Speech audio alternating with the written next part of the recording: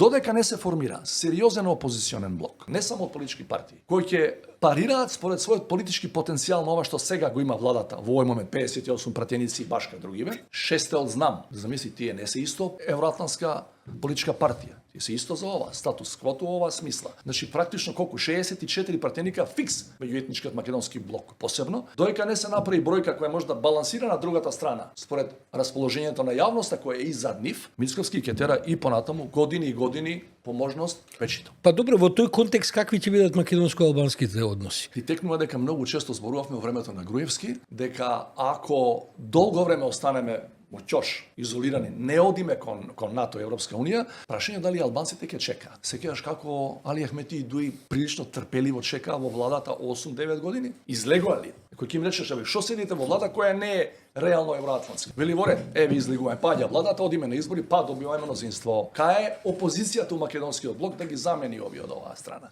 Нешто е една гола политичка прагма. Се додека ти имаш 15, 16, 18 пратеника, 20 на купче, ово има 3 пати повеќе, ќе остане оваа ситуација. Ќе остане и секој нов ден ќе се измислува ново образложение зашто не треба да одиме по тој пат на предавството.